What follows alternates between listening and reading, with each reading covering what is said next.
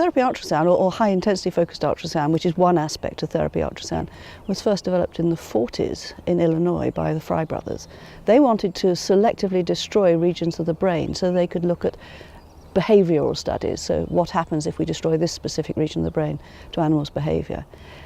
They did an amazing job, and in many ways we can't do much better than them, but what we have now are imaging techniques.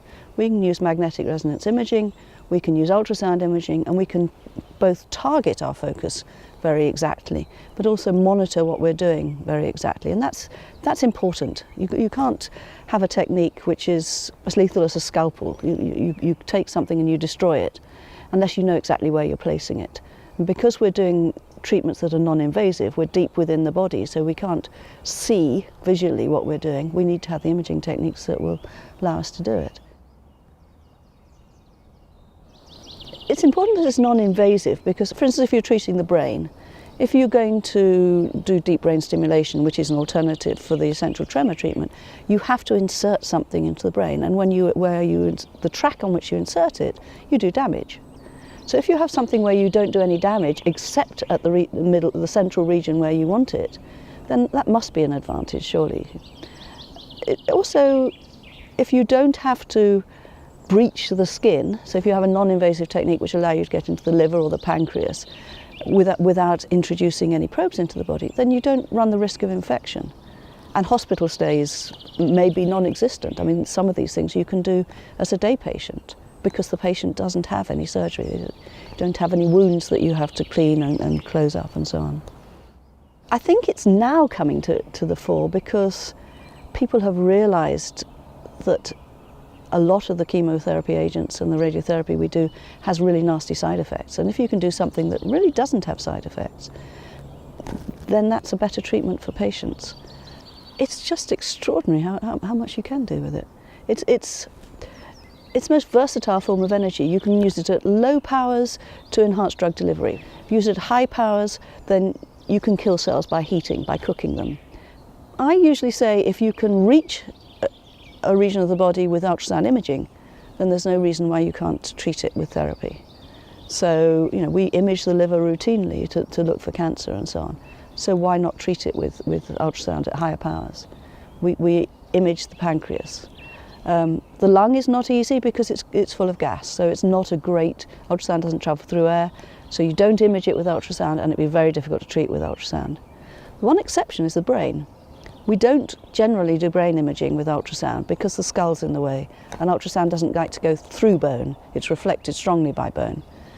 But using the time reversal techniques that now exist, you can actually go through the skull and refocus at the region of interest. So really the world's your oyster with ultrasound. I mean, there are some things you can't do. The lung is really always going to be very difficult.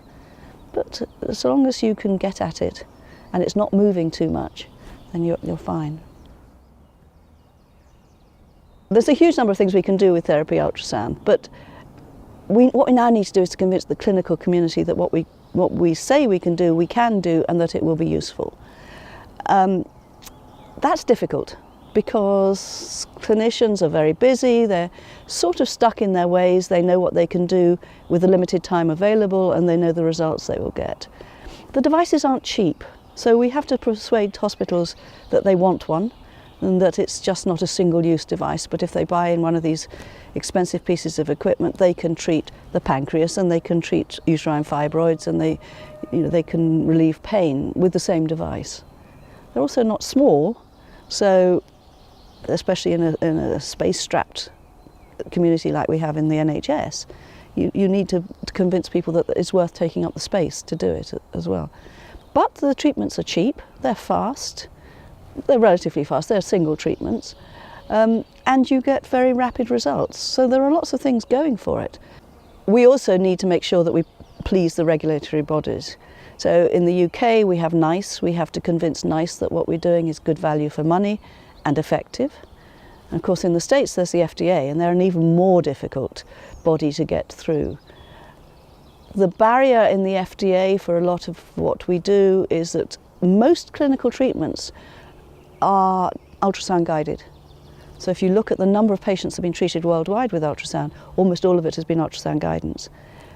You don't get an indication of the temperature that you get. When we're doing a thermal treatment, ultrasound doesn't give you any temperature information. So we have to convince the FDA that our monitoring is good. Most of the clinical trials are phase 1 and phase 2, which are still experimental. What we don't have are randomized clinical trials against what the existing gold standard treatment.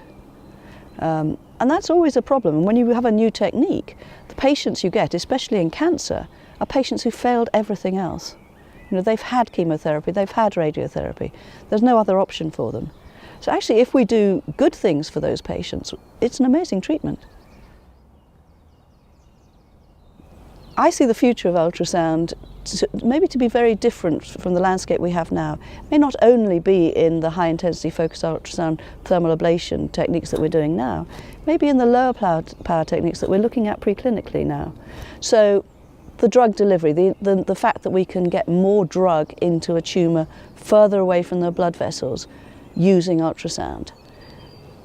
The next step for that is to use well-accepted clinically approved drugs and the ultrasound that is already approved, combine the two together and see what we get in patients.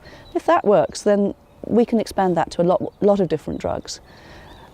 Ultrasound also enhances radiotherapy, and we're doing some trials in animals where we expose the hypoxic regions of tumours. The hypoxic regions are low in oxygen, and radiotherapy doesn't work for those cells. If you can destroy them with ultrasound and then give your radiotherapy, you have a much better treatment, because we're not going to leave those cells behind in the tumour after radiotherapy.